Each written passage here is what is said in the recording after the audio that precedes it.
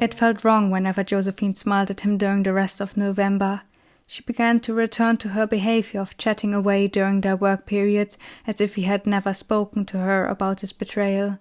He had the idea she might have been the one shutting the door closed that one night when him and his partner had been talking. Maybe she had taken the clues and pieced together most of the picture. Perhaps Avery had talked to her directly. And now she was trying to distract him, or have his mood lighten up. Josephine was the kind of person to believe it to help when in reality it only put him down more. When she started talking about the results of the tournament, which felt as if it had been ages ago, he found himself feeling nostalgic, but filled with hatred at the same time. He could have taken the hints, Dew kept telling himself. Then she opened the topic of how her child was doing, as if it wasn't by her side all the time whenever Patrick had work to do or went out, which was the case half of the time. Dew felt reminded of the day he had brought the child over to its father on the training grounds.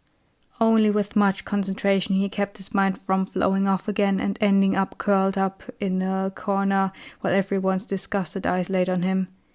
He was more than relieved it had never happened in public, but in the quiet of the bedroom or the storage room, where no one was watching or judging him. More than once his hand went up to his neck, trying to find the string around it, yet there wasn't. So he played with the bandages instead of the crystal whenever the restless tingling of his mind's overwhelmed state freed itself from his head and creeped through his veins. The woman never seemed to notice. She kept smiling at him, and it made him even sicker to the stomach than before. And the winter began to show its harsher face, placing thick slabs of ice on the windows and howling through the empty, naked corridors. For once his partner's bodily heat wasn't enough to keep him warm during the nights. It didn't matter much that she had stopped avoiding physical contact with him. The cold had him beg for her to regularly hold him in a protective embrace. He was shivering throughout all nights, pulling his arms as tightly to his body as he could and burying his head so close under hers that he could barely breathe. She was freezing as well, but insisted on having his well-being come first. He could die, she stated over and over, while her trembling arms wrapped themselves around his chest and waist. The mornings were the worst. It was then that he had to get himself out of the sparse warmth of the bed. You couldn't change into warmer clothes. All he wore in bed was what he had to offer to himself. All he could hope for was the movement of work as well as the fire burning in the corner to warm him before his limbs could freeze off. It was a miracle none of his toes had fallen off during his life in the lake, where he had no coverage, no company, and only a shelter which consisted of an upside-down rotting boat under water. Alba didn't have to worry a bit about the falling temperature. She mentioned the fireplace in her room more than once, and when asked about it, she talked about her expensive pillows and blankets. Her shock was huge as Dew sarcastically compared the warmth of his room with that of a coffin. In her head, all people living in a castle had a higher standard than those in the city, but it rather matched conditions of the trade market of farmers. Not as bad as in the fields, but not all that great as well. The drawing room was obviously too cold, and Alba had lost her motivation in pursuing the arts. The disfigured faces staring at her from the main wall began to creep her out as well. They were her ancestors, but much similarity was not to be found between her soft features and their missing nostrils and sharp edges. She went into the playing room nearby. It was decorated with thick carpets on both floor and walls, depicting glorious, most likely made-up scenes of the goddess slaughtering mystical animals to protect her people. Alba herself claimed them to be fake, but she still enjoyed listening to fantastical and heroic stories. She visited me once, here, in this room. It's her favorite in terms of aesthetics, she said, but her depiction bothers her, the princess recalled while showing Dew around the room and inviting him to sit across from her on an overly voluminous couch around a tiny square table. A fire was burning safely behind the glass door. It was warm, almost hot. He felt his shirt dampen with the consciousness that the coldness of every other area in the castle could almost give him a cold. When he asked her how many times she thought to have seen Bota throughout the past month, she claimed it to be once, which had been shortly after the tournament. Albert disliked going outside alone during cold days, so her visits to the tiny cathedral had ceased. The goddess wouldn't appear on her own most of the time. It was the 4th day of December that Dew was digging through the contents of his chest. He truly regretted not following his roommate's advice of cleanly folding and sorting his items. It was more than obvious which side belonged to who after she refused to clean up after him, which he could fully understand. At first it didn't seem necessary to him, then it took him longer and longer to find the right items. Now he couldn't even seek out his second winter shirt, which he had wanted to wear on his trip outside. Dew had protested on the inside as his female colleague proposed the idea of him spending the afternoon with her family. The child was asleep most of the time, but her screams could be louder than a woman learning her beloved had died in battle, and the child didn't even have a reason as tragic as this to be upset about, yet insisted on everyone around her to take part in her little displeasure. Then there was Patrick, whose carelessness and overly happy attitude stood in a toxic contrast to Dew's own paranoia. The knight was barely ever on high alert or could take threats seriously enough to go and try everything in his might to prevent them. Even around Aaron, who Dew felt he barely knew, Dew would have been in more suitable hands. The worst out of the trio to him was Josephine herself. She made it obvious that she felt sorry for her cold and disappointed attitude towards him, and sadly tried to make up for it with as much positive attention as she could give. But all Dew wished for from her was her silence, for her to keep her mouth shut for one moment, even though he was happy she could live under the circumstances of the kingdom, and be naive enough to be the way she was. "I didn't think you would actually take the offer," Avery commented next to him. She lay down on the bed immediately after she quietly entered. Dew didn't look up until he pulled out the item he was looking for. It was a light shirt with a yellowish tone. The fabric was thicker than what he would usually wear during warmer days. "Me neither, but I felt like I have to," he admitted, and began putting on the piece of clothing over what he was wearing already. She replied, "Then don't. Say your head is heavy because you didn't sleep well or something." He sat down next to her upper body. "That doesn't work for me. Anyway, what are you doing here? Were you fired?" It was early in the afternoon. She wasn't supposed to be here. She was supposed to look after the princess at all times, no matter her personal life. "Something happened," she has to say in it. "I was informed of a meeting between higher-ups. Aaron said he'll be there too, but I'm just a low-rank soldier after all," the hybrid simpered. Her wings hit him against the wrist as she stretched out her limbs.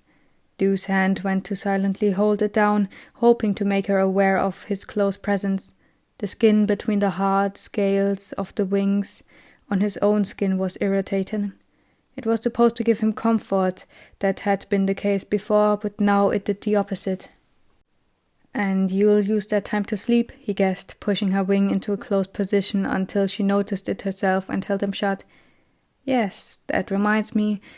When do you plan on coming back? In an hour or so?"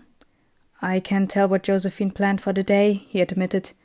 "I guess I'll be waiting then." "What is it, feeling bored?" She chuckled a little. "That as well, but I'm mostly just cold and a little lonely." It wasn't hard for him to understand what she meant. Even though employment under the princess meant constant company, the two had little room to talk. Dew was almost a less privileged friend to the young girl, but Avery was nothing more than a personal knight. Avery got up into a sitting position and loosely laid her arms around him, but his body jerked as if it had been touched by a heated iron, and his hand shot sideways to push away who had touched him. A silent shout escaped her mouth, bending over and holding her hands over her chest. In terror of what he had done, he wanted to stammer an apology, but his airways were sealed shut. Her fingers ran through her hair, her breath uneven and flat, not to further the tear at the wound, and slowly but surely she caught herself again. "How long do you have left?" she whispered, and he replied in a muted and shaky tone, "Only a couple of minutes. Just come back soon, all right? I'm waiting here." "I will try," he promised. The patio was mostly empty except the black carriage and 3 or 4 men on duty rushing from one door to the other. Josephine, Patrick, and their little angel Anna in her mother's arms were already waiting by the wide open gate. "You made it!" she exclaimed as soon as she recognized a medium-height clothed figure stomping through the snow, which was as high as half his lower thigh. "What are you planning for the day?" Dew asked with as much excitement as he could force out of his mouth. If she weren't so joyful herself, she might have noticed. "Right," she began. "I was thinking of going down to the city, get Kevin from my sister, and buy him new items. You and Patrick could go and do whatever you are up to, and we meet on the marketplace. I booked a table in advance at a nice new pub which opened not far from the market. Does that sound fun?" Dew blinked at her a little dizzily. "We're not staying here?" he asked, immediately noticing his sheer stupidity. "Of course. We barely have entertainment here, have we? Oh, don't worry, we'll be in the city before you can even notice." His eyes wandered off to the open gate, where he could see the forest. "Is he out there?" he asked himself, but responded out loud, "Fine." In truth, he preferred to go back into the freezing room instead of the freezing outside, without a sense of structure to follow. Her idea was more than vague. What on earth was he supposed to do with Patrick? Talk? He barely knew the knight enough to ask enlightening questions or show meaningful insights into his own daily life. But the other man didn't seem to think anything bad of the idea. The time would most likely consist of him talking Dew's ears off for an hour or so. How exciting. But at least someone was there. He wouldn't be alone in the kitchen by the fireplace, flinching at every suspicious movement he saw in the corner of his eyes, fearing last month's nightmare to return into reality, and not only in his dreams. Snow slowly sinking from the bare trees to the people below them, and the only sound being the crunching of frozen leaves underneath the thick white surface, would have been a fascinating experience for Dew. Not always he had been able to enjoy the winter landscape in all its beauty. All he had known of it was the temperature and what it used to do to his body, drifting slowly and mostly motionlessly through the foggy waters. Contrary to his mother, he had been capable of moving from time to time. Catching prey, which rarely had the chance to swim away, was his adventure during the cold times of the year. His first winter outside the lake had been his toughest one. Dew still remembered the sheer amazement as he saw icy spikes hanging from the branches of trees, the hardened plates of water drifting on what he used to call his home, as well as the weirdly soft but hard texture of snow. But he had been freezing. More than once he moved and a shard of ice cracked on his body and fell off. Before he had refused clothing, except a torn piece of sail which barely covered his torso, and a blanket from time to time. The new circumstances demanded new responses, so he accepted the offering of another large and colorful shawl. A month later, she got him his first set of proper clothing, but shoes he had refused until his body turned into that of a more sensitive human. But he couldn't find himself enjoying everything as much as then. His eyes darted around, the hood of his cape was pulled deeply into his face, and Dew's hand was closed around an object on the inside of a sleeveless dark green jacket he wore directly underneath the cape. The hilt stuck out while the rest of the blade was hidden in its case, so it wouldn't immediately cut his ribs wide open. At first Dew had asked himself if he was overreacting, asked himself if bringing the same knife used to stab his partner half to death was a good idea. Usually he would prefer bringing nothing but his fists to a knife fight. Against fishermen it had worked well enough, but who he saw as his enemy could not be compared to unsuspecting people on the hunt for exquisite food, and Dew felt it as soon as they stepped outside. The safety of the walls was gone, the safety of the city was minutes away, the safety of a cautious fighter by his side had left as well. Patrick would not be able to defend any of them from a man twice as strong as himself, nor did the knight bother to look around for danger in the first place. Dew found himself close to trying to urge the family before him to hurry up. He didn't. How was he supposed to explain himself? "Did you see the men on the patio today? I've never seen them before. And the carriage?" Josephine naturally started the conversation. "I think we have high visitors from the west," Patrick suspected. "There was embroidery in the servants' clothing which I recognized from a part called Obulik. I wouldn't be surprised if they try and stir up trouble around the crown again. They really earned their name as being the most unsatisfactory people in the kingdom, always on their way to take over." "Weren't those nobles which used to live here not too long ago?" Josephine wondered, as if she had been alive during that time. Dew had no clue what they were talking about, but it was a welcome distraction from his not fully unreasonable anxiety. "I believe so. They had to leave to take over the place after the pitiful death of the youngest half-brother of His Majesty the Pimp," Patrick replied, followed by his own and his wife's laughter at the terrible pun. "You seem pretty calm towards the visitors," Dew noted quietly, but still loud enough for Patrick to hear. The man lifted an eyebrow and asked, "What is there to be concerned about? The little troublemakers come by every once in a while. Just 4 years ago they actually demanded the princess to be married off already, a 12-year-old girl. Obviously they can't go all that far." Avery mentioned they could cause a civil war, the one in the back recalled. "I'm sorry for my choice of words, but she's not experienced enough to make assumptions," the 30-year-old knight replied shrewdly. "Aren't you the city guard, and she a royal guard, who went to war in the name of the crown, and she watches the princess, also known as the future queen of this kingdom?" Dew stared slightly up at him, as if to challenge him. He wasn't sure if it was the cold or if the man was actually going red. Josephine disappeared in the loose crowd as soon as they entered the city, taking the child with her. They stood there, not knowing what to do or where to go. "So, would you like to see the barrack I used to live in?" Patrick broke the awkward silence. "Why not?" Dew replied, and expected the man to lead the way. He didn't. Instead, he stared down at him with confusion, which quickly transmitted to Dew. "That means yes," Dew explained as soon as he understood the misunderstanding. 1 note later, and they were off to go. "My switch in units was truly a blessing. You know why?" He started the conversation. "Why?" Dew asked, to please the man's idea of a chat. "There is so much more privacy. I had to share my tiny room with like 3 other guys. I wouldn't go as far as to call them uncivilized, but they surely weren't the most comfortable fellows to be around with. I have to say, though, I didn't draw the worst card. I heard of comrades who were missing several items only a few days after they arrived. How can people be so selfish?" he ranted while going on a leisure pace.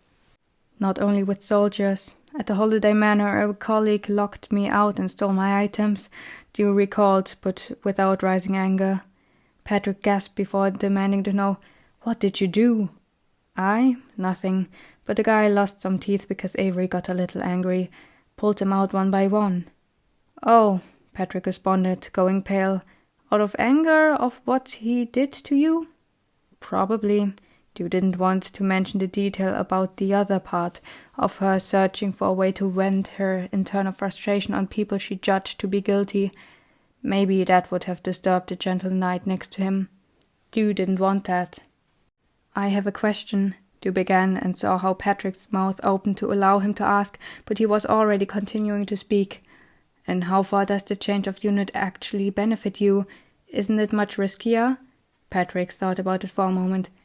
"I believe myself to be a very lucky and blessed man, so chances are that no concerning case will erupt soon. Maybe I'll even be moved again. I must say that I really, really enjoy my little 2-person bedroom and living with my child and staying inside during my patrols, at least most of the time, and not having to deal with madmen all of the time. I can watch my daughter grow up, can see my wife every day. Heck, we live together now, like we always wanted to," he then explained happily. In his head, Dew thought, "You really do not see the risks being as real as they are you?" "Here we are," Patrick scared Dew out of his thoughts. The barracks were less worn down than Dew would have expected by the sound of the knight's voice. In fact, the outside looked solid and mostly even, but perhaps the greyish and brownish wall had been a bright white at some point. Maybe it was just the contrast to the clean stone which had the wall look dirty. Patrick described that 2 windows belonged to each bedroom. The windows had, to Duke's surprise, a wide enough space to fit another one in between them. Do the beds stand next to each other? He wondered, calculating the space left if the beds were... No, they are bunk beds. Sounds spacious to me. It's smaller than the room I have right now, and I only share it with my wife and child. Patrick tried to reason, but Stu interrupted him. You called it little in general, not little compared to your current room, which is almost twice as large as the one I have. Well, the man didn't know how to respond. Stu felt unsettled. It took her long to complete her mission with Kevin. Maybe she had planned it, maybe not, but her husband and Stu were waiting on the marketplace for around an hour after they had gone through what felt like the entire city, which had taken up 2 hours as well. Patrick must have guessed that the shopping would take a little longer. The conversations between them had never gotten any better. The night wasn't spoiled or insensitive, but he took things for granted Stu would never have, and their speech pattern and use of tone contradicted one another in an exhausting way. In the end, they had silently decided not to speak much anymore, not out of spite, but as a way to stop unsettling the other person. When Josephine finally turned up with the more than annoyed boy, the mood lightened a little, but Deuce dropped the instant she pointed out the place she had in mind. It wasn't packed with people, but the room to move was narrow in the tavern, which had been squeezed in between 2 other buildings and thereby barely had any windows.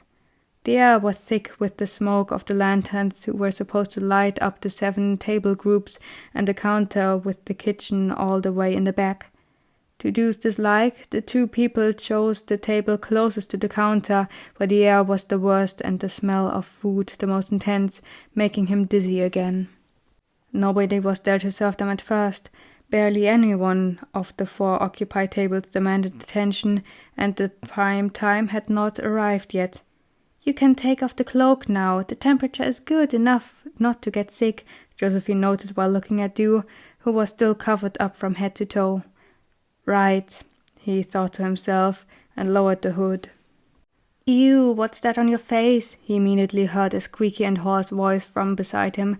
Kevin had bent slightly away from him and stared at him as if Stu had turned into a worm. Josephine gasped at the young man's tone at first, but as she looked closer herself, concern began to cross her face. Stu's hand shot upwards into his hair and noticed it to be in a ponytail, so he loosened it up, hoping to cover at least a bit of the spots. It's nothing, he muttered. Have you seen a medic about this? It does look very concerning. I've never seen someone with blue dots on their skin. Is it contagious? Josephine expressed her worry while reaching out a hand across the table to touch his face. He shoved it away. It doesn't hurt and I don't feel sick. It'll go away at some point. There was no way they would go away, neither would they spread slowly enough for him to stay unnoticed for the following months. And what's wrong with your ears? Kevin commented. Why are they shaped like this? Do people from Rainbow have ears like that? Stu ran out of ideas, and though his mouth opened and closed a couple of times, no sound came out. Even though mostly covered, he felt nude. He ended up snarling, Just don't pay attention to it, it's rude to stare. Then he grabbed the hood and pulled it back on. A man with a lean figure appeared behind the counter. What can I get the man squinted his eyes while counting 5 of you? The attention was being drawn away from him. One by one they ordered the dish, which they must have already declared to be their favorite by how fast they responded. Stu just chose the cheapest one he could find on the menu, which had been written on the counter's font with chalk. Even though Josephine offered to pay, he didn't want to burden her pockets. To his misfortune, the attention went right back to him. And you're sure you're not sick? Josephine repeated, and Patrick joined in. Maybe it's a curse. Oh my goodness, it could be, she shrieked. No, it's not. It never has been. It's just... Stu leaned his forehead against his sweaty palm. Should he answer them with the truth? If not, they might drag him to an exorcist, and someone else would notice it sooner or later. So he said, It's a hybrid feature, okay? They went quiet. Then Kevin dared to ask, What kind? Doesn't look like an animal to me. Are you deformed? Kevin! The two adults gasped. "I don't know, but it's not dangerous as far as I know. Just stop drawing attention to it, because I don't know what to take from it either." The Merling lied. The chance that anyone in the city knew what a Merling looked like was slim. He would not be degraded so easily. Not by this, at least. On his way back he felt a pair of eyes on his back.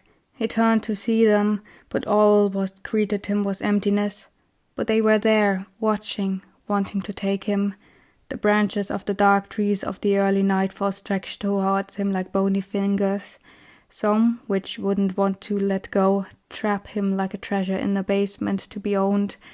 More than once his cape got tangled up, almost making him trip and having his heart stand still. He regretted going earlier.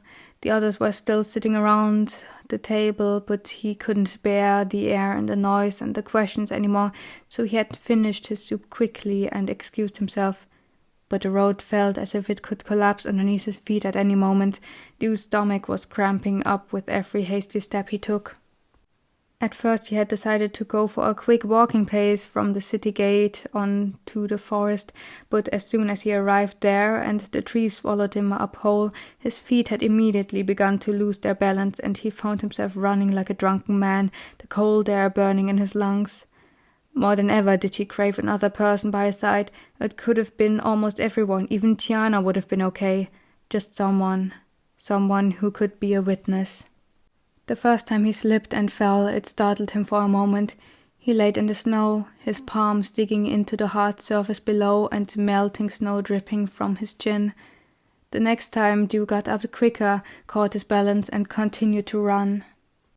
The moment he saw the lights of the castle, a wave of relief rushed over him, which caused him to lose concentration. His foot knocked against a stone peeking out of the ground and had him fall. Or was it a root? And he didn't stop moving even after hitting the ground.